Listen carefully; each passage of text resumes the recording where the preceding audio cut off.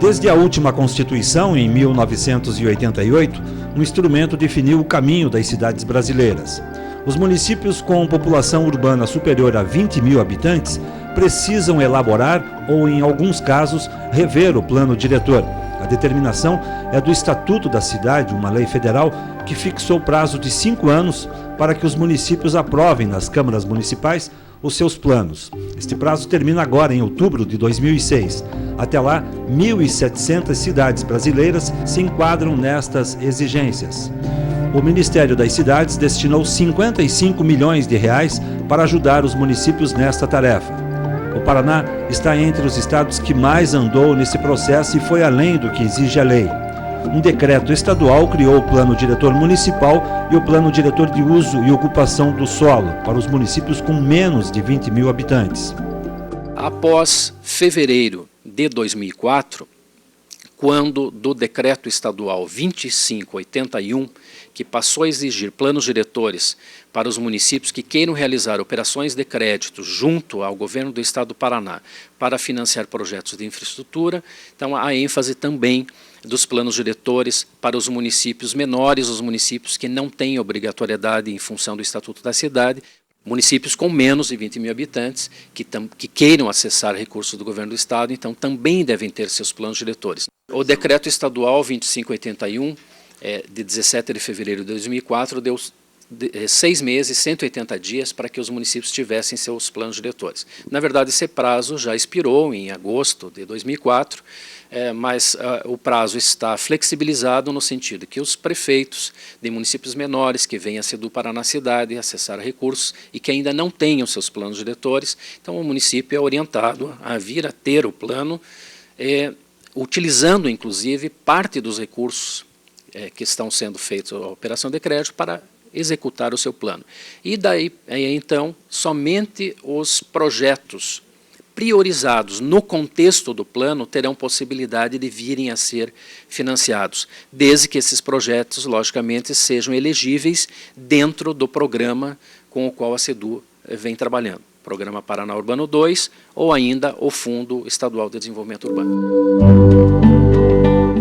Há alguns meses, professores e estudantes das áreas de Engenharia Ambiental, Arquitetura e Mestrado em Ciência do Solo da Universidade Federal do Paraná trabalham no novo plano diretor do município de Paranaguá.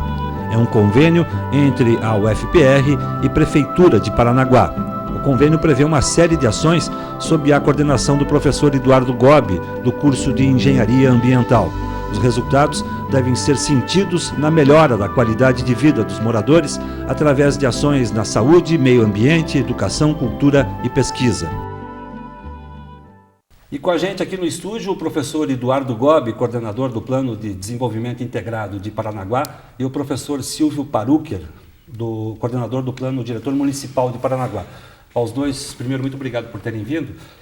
Começar a nossa conversa aqui com o Eduardo Gobi. Por que esse convênio com Paranaguá, Gobi? Pelas características da cidade? Exato. Nós tivemos a oportunidade aí de relacionamento com o prefeito há um tempo atrás e em função da complexidade do município de Paranaguá, de ser uma cidade com problemas ambientais enfim, complexos, ser uma cidade portuária, com necessidade de expansão portuária, o problema da expansão urbana do município também é delicado, tem a questão do patrimônio histórico, cultural, berço da civilização.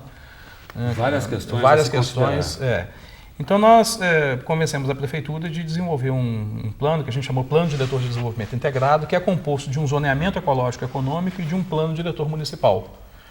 Então, esse plano contempla a Paranaguá com várias ações. Com várias ações, exatamente. Então nós juntamos um conjunto de professores da universidade, eu coordeno o Plano Diretor de Desenvolvimento Integrado, sou o ordenador de despesas do plano e tal, e o professor Silvio, na arquitetura, coordena o Plano Diretor Municipal.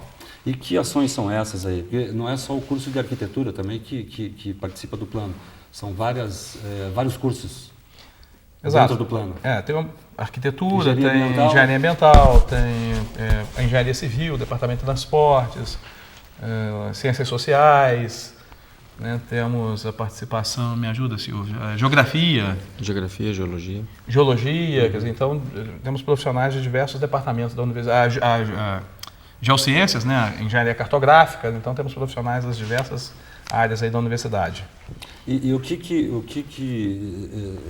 que estágio estamos agora? Qual é o ponto atual? Já estamos em fase de desenvolvimento? O contrato já está sendo executado? Como é que está? Agora nós estamos na fase das propostas, em que a gente vai realmente apresentar, junto com a prefeitura e o grupo formado pela prefeitura, pelas coordenações dentro da prefeitura. Nós estamos definindo agora, a partir dessa semana, todas essas diretrizes básicas em que nós vamos definir desde a parte do sistema viário, né, a ocupação de uso do solo, o zoneamento especificamente da questão do município de Paranaguá, e uma questão principal é o eixo histórico. É um conjunto arquitetônico de um valor imenso para a nossa história aqui do Paraná e principalmente dos primeiros imigrantes.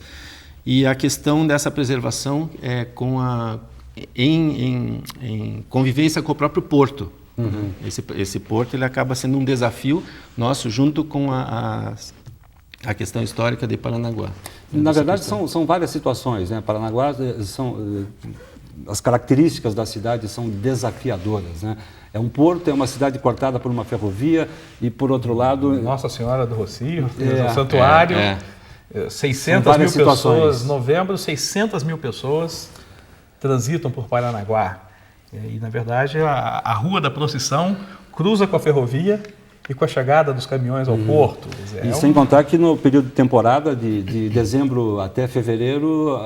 O fluxo de veículo para Pontal do Sul praticamente quase que corta um pedaço da cidade. E todas essas características de Paranaguá estão sendo consideradas? Todas. Para o desenvolvimento do plano. E principalmente, eu diria assim, como ela tem um estrangulamento no próprio desenho da cidade, e isso é um dos desafios que o grupo todo está enfrentando, é criar um desenho específico para a cidade, para que ela contemple daqui a 10, 20, 30 anos esse mesmo desenho, sem provocar grandes danos ao meio ambiente, e justamente por isso que esse plano é muito mais apenas do que apenas um plano diretor. Essa característica de Paranaguá, por exemplo, é muito diferente das demais cidades, dos 398 municípios do estado, por exemplo.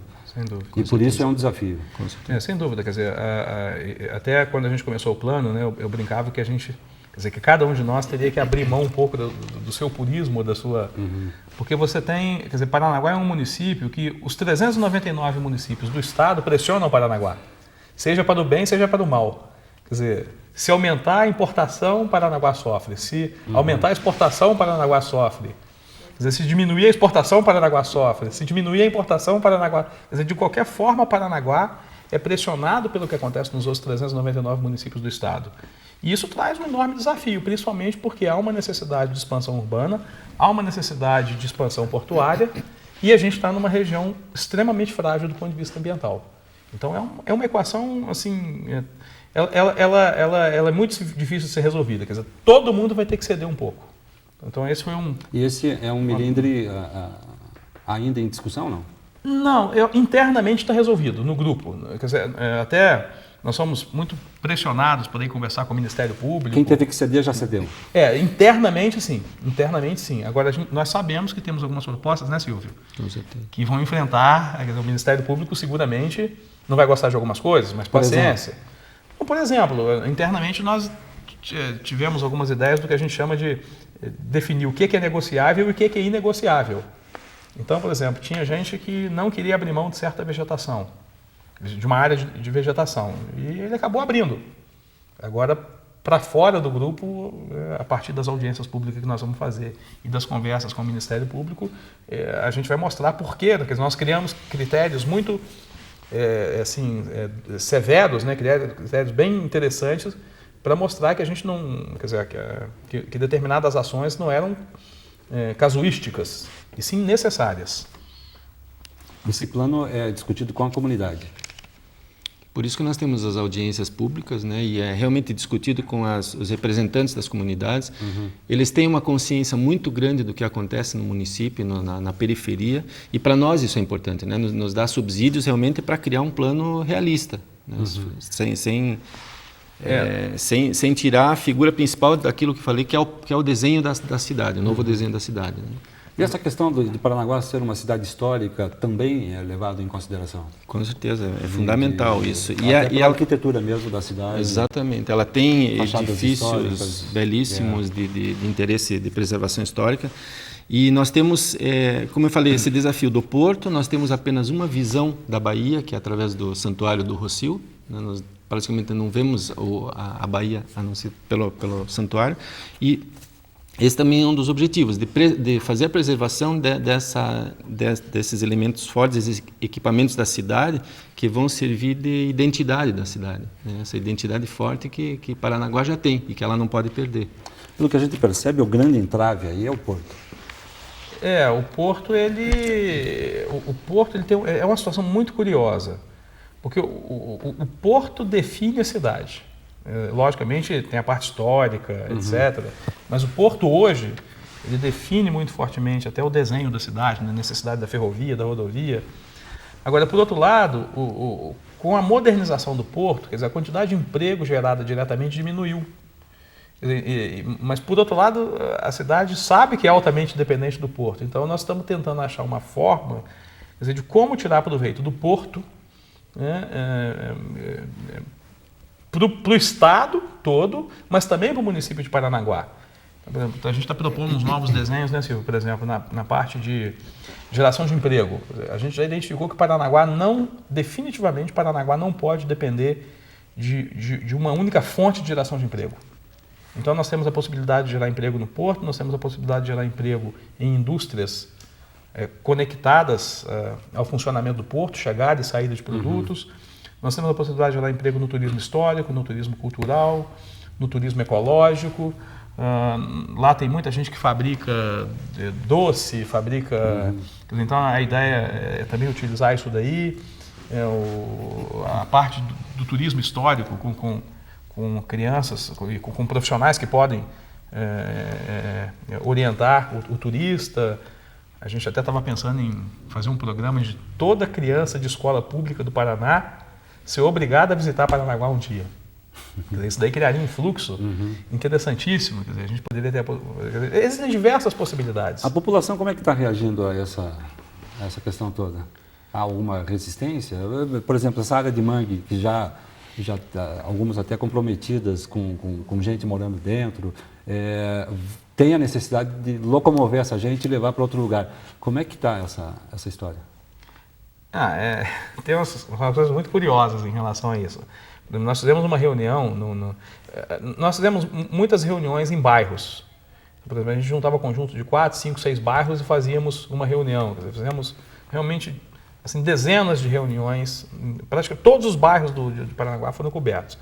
E aqueles bairros mais próximos das regiões invadidas, na fase assim, que a gente chamava de proposta, a gente perguntava: qual é a coisa mais importante que vocês consideram que deve acontecer no plano diretor de Paranaguá? A gente fica aqui. A gente fica aqui. Quer dizer, pode acontecer qualquer coisa, deixa comigo. Eu não quero sair daqui. Então, quer dizer, o cara não confia no poder público, ele achou aquele lugarzinho para viver, ele está perto de uma escola, ele está perto de um posto de saúde, ele não quer que mexa com ele de jeito nenhum. E aí, como é que você convence o cidadão a sair dali? A gente não tem que convencer, né? Você tem que mostrar para ele que a vida dele tem que melhorar, vai melhorar a partir dali. Aí vem a ideia de zoneamento, né, Silvio? Que a gente pode criar incentivos, né? Eu colocaria que existem algumas zonas que nós não podemos abrir mão. Algumas zonas realmente são de preservação ou conservação. Mas existe a possibilidade de nós transferirmos alguma coisa, mas teria que ser a comunidade. Eu não posso transferir apenas algumas famílias e fazer uma negociação. Você tem que transferir a vida daquela comunidade, né? Então, transpor, realmente... De alguma forma, dar estrutura e condições de vida para ela, para onde está sendo relocada. É um projeto específico e vai ser complementar ao plano, inclusive. Né? Vai ser uma proposta inicial, mas é impossível você praticamente relocar um bairro inteiro. Né? Um exemplo seria a ilha. Né? Exato. Então, o que acontece é o seguinte, tem uma cultura em Paranaguá de que tudo é longe, quer dizer, só as pessoas que moram muito perto ali do centro elas não querem sair dali, porque se você for 3 quadras adiante, não, eu estou morando longe, eu não quero. Então aí vem essa ideia de você mudar o zoneamento de determinados bairros um pouco mais distantes, de tal forma que você possa permitir um certo adensamento, que você possa permitir custos razoáveis para que essas pessoas migrem para lá e você mudar o zoneamento de onde essas pessoas estão, de tal forma que elas sejam também, quer dizer, que você incentive que outras opções de negócio possam acontecer dali, de tal forma que o terreno delas valorize e elas sintam vontade de sair dali, quer dizer, de ir para um bairro melhor. E para isso você precisa criar também o conceito de centros de bairro. Quer dizer, então existem, na verdade essas seriam até as coisas, eu diria assim, mais que vão acontecer de forma mais rápida. Quer dizer, essas mudanças vão permitir que muito em breve a gente possa começar a enxergar esses movimentos acontecendo gradativamente no município. Quer dizer, Paranaguá foi dividida mesmo em 3 para a execução do plano. A grosso modo seria isso, a questão do porto, a questão da rodovia, a questão do fluxo de turistas. Isso, exatamente. Na verdade, a gente procurou separar. Hoje se misturam 3 Paranaguás, né? A do fluxo de turista para o litoral se mistura com a do porto, que se mistura com a da cidade propriamente dito. Então a ideia nossa é, ao chegar em Paranaguá, você desviar as pessoas que vão para a praia antes delas chegarem na área urbana e você desviar o fluxo do porto para o lado esquerdo, já na beira-mar, de tal forma que você crie, quer dizer, espaços para que a cidade respire, né? Hoje a cidade não respira, ainda tem um aeroporto, por exemplo, dentro da área urbana, que nós estamos propondo que esse aeroporto seja desativado. A gente está propondo transformar essa área em área de lazer, que é uma área nobre da cidade. Então, colocar prédios públicos, o centro cívico de Paranaguá, juntamente com a área de lazer, né? Ok, a gente vai fazer um rápido intervalo, nós já voltamos, um instante só.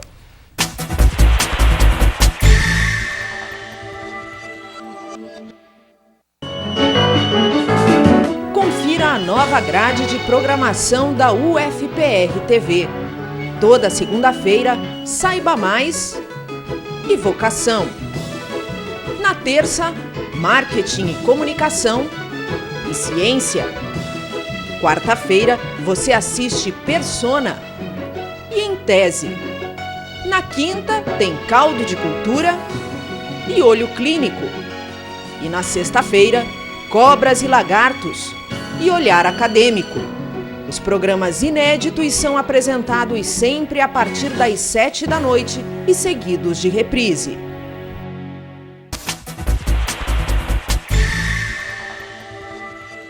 Você assiste o programa Saiba Mais, que hoje entrevista o professor Eduardo Gobi e o professor Silvio Parucher, do curso de Engenharia Ambiental da Universidade Federal e de Arquitetura. E o tema é o novo plano diretor de Paranaguá. Professor Silvio, o curso de Arquitetura se insere onde nesse contexto todo aí, desses 3 eixos aí que se dividiu Paranaguá? Nós estamos trabalhando em cima de um plano bastante definido com os eixos principais, e é isso que nós falamos há pouco, que a cidade acaba se transformando num desenho próprio, ela acaba tendo o seu desenho próprio. Em cima desse eixo principal, que atualmente é o eixo de entrada da cidade, de acesso da cidade, vai existir a necessidade de transposição, porque nós temos fluxos cruzados, tanto da parte histórica como da parte de acesso ao porto, e que um é de carga pesada, um é de fluxo de pessoas, pedestres. Então nós temos que trabalhar compatibilizando esses fluxos junto com áreas de lazer, a área de preservação e atendendo também toda a área de interesse portuário, que a área de interesse portuário no futuro, então ela vai, nesse projeto, ela contempla a continuidade junto à costa, junto à Bahia, e tendo também como essa área de respiro, que eu chamaria, que é o Santuário do Rossio, né, que não vai descaracterizar a parte histórica do centro da cidade. Quer dizer, a questão do uso do solo aí está sendo levada em consideração. Também, nós estamos analisando profundamente a questão de gabarito da cidade, porque não seria interessante deixar com que a cidade se verticalize se ela não tem necessidade disso, né? Nós podemos aumentar o gabarito da cidade, mas sem criar um paredão de fundo ao setor histórico, né? Que iria dividir de fato a cidade. Exatamente. Né? que tem uma amarração, um setor com o outro. Exatamente. Professor Eduardo, desde quando o plano de desenvolvimento integrado de Paranaguá está sendo executado? Nós estamos... O contrato com a Prefeitura de Paranaguá foi assinado no início do ano? Não, foi assinado, na verdade ele foi até assinado um pouco antes da gente começar a trabalhar, porque a Prefeitura teve problema de alocação de recursos, né, natural, né? Uhum. Então o contrato foi assinado no ano passado, nós começamos a trabalhar de verdade mais ou menos em novembro. Só que nós pegamos um período delicado na universidade, novembro, dezembro, janeiro, férias, né? Uhum. Os alunos saindo de férias e os professores também, é o período que a gente tem de férias, né? De qualquer forma, a partir de novembro a gente começou a trabalhar duro no plano, estamos trabalhando desde esse momento, ininterruptamente. Temos aí uma previsão, nós gostaríamos de terminar agora em junho. Junho já? Junho, fim de junho, início de julho, fazer a última audiência pública, né? Uhum. Nós estamos negociando até com a Prefeitura agora um pequeno aditivo, porque os custos sempre estouram um pouco, né? Tem muita ida, vinda para Paranaguá, quer dizer, e muitas vezes os professores... São quantas pessoas envolvidas, então, desde professores, técnicos, alunos? Só da universidade, professor, técnico, aluno, deve ter umas 25 pessoas. Então é bastante gente envolvida. Fora os técnicos, na verdade, nós construímos o plano em conjunto com a Prefeitura, né, com a equipe da Prefeitura. Nós auxiliamos a equipe da Prefeitura a construir o plano. Então tem também um grupo de pessoas grande lá que nós estamos sistematicamente em contato com eles, né? Agora tem sido muito interessante e nós estamos utilizando as instalações da universidade. Então, por exemplo, nós ficamos instalados lá no CIEG, né?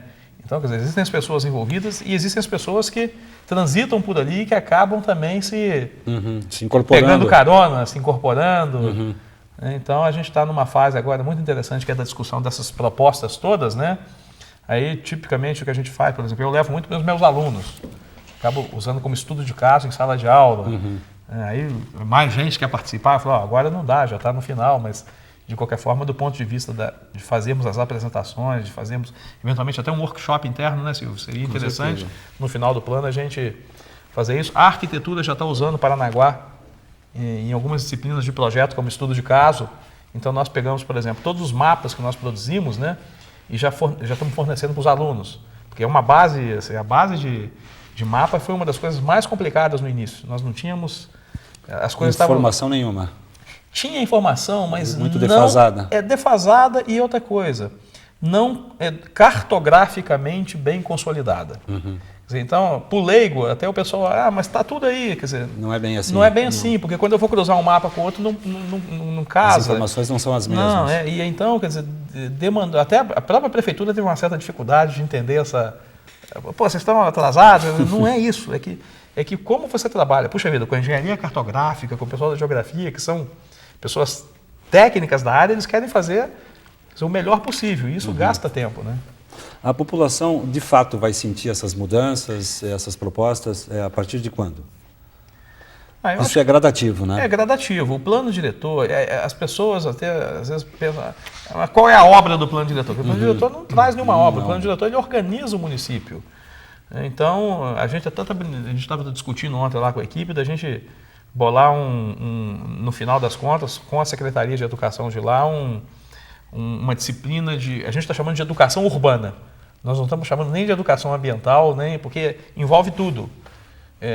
De tal forma que a gente consiga fazer com que as crianças, os jovens de Paranaguá abracem esse plano como a cidade que eu vou construir para os próximos 30 anos. Uhum. Nós não estamos falando de coisas de longo prazo. É lógico que existem coisas que podem começar a serem sentidas, mas no curto prazo. A Prefeitura tem já alguns projetos em que ela propõe melhorias de avenida. O problema é que precisa de recurso para tudo isso, né? Uhum. Agora, uma coisa que eu considero... As pessoas têm mesmo essa compreensão de que as obras começam quando?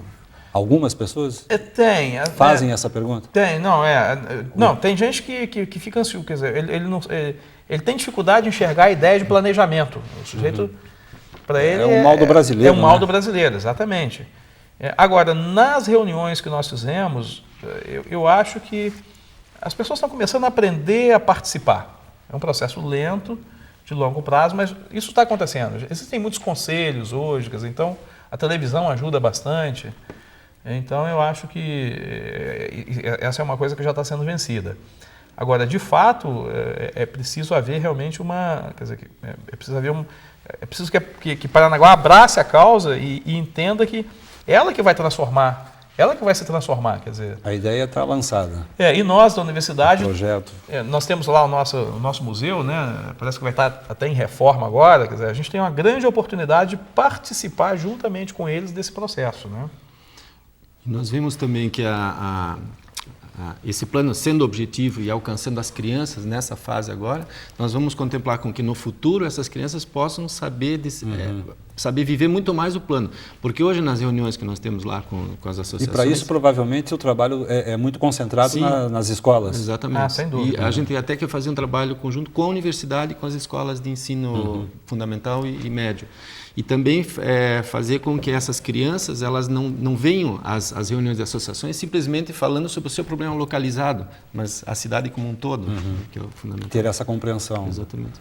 E isso provavelmente tem uma consequência na casa da criança, né? Aquela coisa de levar para casa, de conscientizar o pai e a mãe.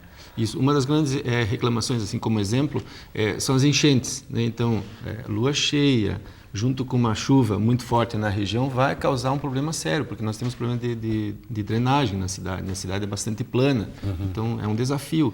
Mas muitas vezes as pessoas não percebem que isso é um problema da conjuntura toda, e inclusive envolve a educação ambiental. E às vezes o cara, por exemplo, nós encontramos coisas em Paranaguá assim, às vezes lá o esgoto e a galeria de água pluvial. Quer dizer, o esgoto é lançado da galeria de água pluvial. Aí a galeria de água pluvial fede, aí o cara vai e concreta a galeria de água pluvial. Chega e concreta, é um negócio...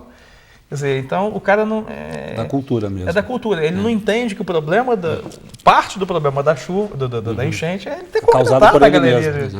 Então são coisas assim que... E aí aquela compreensão de se eu faço porque o outro também faz. Exatamente, porque eu também faço. Esse cheiro está chegando aqui... Eu vou empurrar para lá. Eu vou empurrar para lá, exato. Agora tem uma coisa, Sérgio, que eu acho que vai ser muito importante para o Paranaguá, é o seguinte, hoje a gente percebe lá que muitos empresários tentam investir no município, mas tem muita insegurança, principalmente do ponto de vista ambiental. Então, nós acreditamos que o plano vai poder dar uma certa... Na medida em que a gente convença ao Ministério Público, na medida em que a gente convença as autoridades ambientais de que esse plano foi bem pensado, de que esse plano ele passou por um processo de discussão interessante, quer dizer, que a gente conseguiu chegar digamos assim, num certo compromisso entre todos esses temas que a gente discutiu aqui, quer dizer, isso vai trazer segurança para o investidor. Então, a gente acredita que realmente a gente vai conseguir gerar emprego em Paranaguá, criar as condições para que a gente consiga explorar o turismo de forma um pouco mais adequada, criar a condição, por exemplo, de treinar as pessoas. Essa é uma grande ansiedade das pessoas lá. As empresas vêm para aqui, mas a gente não consegue emprego porque nós somos desqualificados. Então, a universidade tem um papel importantíssimo nisso daí. Nós estamos conversando muito estreitamente com a secretária de Educação nesse final, porque ela é uma pessoa que tem umas ideias muito bacanas, então a gente acha que vai ser uma oportunidade legal da gente começar um processo de transformação. A participação da Universidade Federal do Paraná na execução de planos futuros aí de outros municípios já está em andamento? Como é que está? Depois de Paranaguá, algum projeto novo? Não? Eu acho que a gente não pode competir com as empresas privadas, os profissionais desenfreadamente. Não é papel da universidade ficar... Agora, existem algumas situações, por exemplo, como no caso de Paranaguá, em que a gente pode ter uma colaboração importante. Nesse momento, eu estou tentando, eu tenho uma relação muito próxima com Tijucas do Sul, que é um município pequenininho aqui do lado. Eles têm muitas dificuldades de recurso financeiro, até eu estou viajando para lá essa semana exatamente para tentar ajudá-los, né? Tentar ver se a gente... E lá tem uma coisa muito interessante, que é a bacia do Rio da Várzea, que é o futuro manancial de abastecimento de Curitiba. O Alto Várzea, o Alto Bacia do Várzea, fica predominantemente em Tijucas do Sul e em Mandirituba. Quer dizer, então, eu gostaria de conseguir, já conversei com o pessoal da arquitetura, para a gente tentar ajudá-los. Eu vou lá conversar com eles para a gente tentar ver se a SEDU também viabiliza um pouco de recurso. Talvez seja um dos poucos municípios da região metropolitana que ainda nem começou o seu plano. E outubro já está chegando. É porque as cidades nascem mesmo sem um plano diretor, né? Elas vão embora. Na verdade, a maior parte das cidades brasileiras não tem plano diretor. Se emancipam e vão embora. Elas vão embora. Agora, sem plano diretor, hoje, você tem uma perda muito grande de, por exemplo, as grandes corporações, as grandes empresas hoje não querem se localizar em município que não tem o seu território organizado. Ele não quer ser acusado de estar degradando o meio ambiente de um município. Então, sem plano diretor hoje é inviável. Os municípios ficam numa situação muito já difícil. Há uma consciência, então. Exatamente. Tá ok. Professores Eduardo e Silvio, muito obrigado por terem vindo. Obrigado a vocês pelo convite. O Saiba Mais volta com uma nova edição na semana que vem. Até lá. Muito obrigado.